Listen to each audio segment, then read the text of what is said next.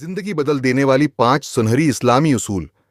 पहली बात, जो चला गया उस पर अफसोस न करो। कुरान कहता है, शायद तुम किसी चीज को बुरा समझो और वो तुम्हारे लिए बेहतर हो। अल बकरा 216। अगर अल्लाह ने कुछ छीन लिया है तो यकीन रखो वो तुम्हें कुछ बेहतर देने वाला है।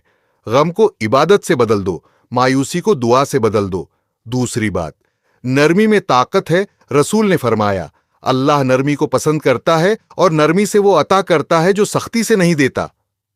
मुस्लिम, दुनिया तुम्हें जितना भी सख्त बनाए, तुम अपने दिल को नरम रखो।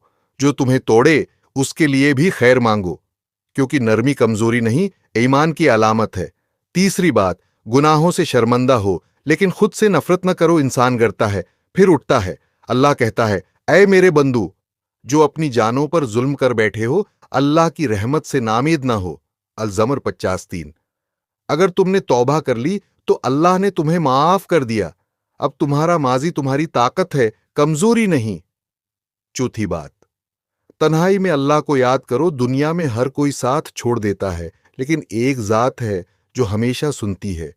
रात के अंधेरों में जब सब सो जाते हैं, तब वो तुम्हारी दुआ सुन रहा होता है।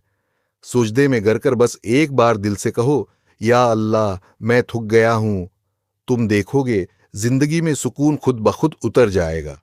पांचवें बात, नेकी छिपाकर करो। नबी ने फरमाया, जब तुम किसी को कुछ दो तो तुम्हारा बायां हाथ भी न जाने कि दायां हाथ क्या दे रहा है। बुखारी। नेकी दिखावे के लिए नहीं, अल्लाह के लिए करो। एक छोटा सा काम, किसी भूखे को खाना खुला देना, किसी को तसल्ली देना, ये सब अल्लाह के नजदीक बड़ी इबादत बन सकती हैं।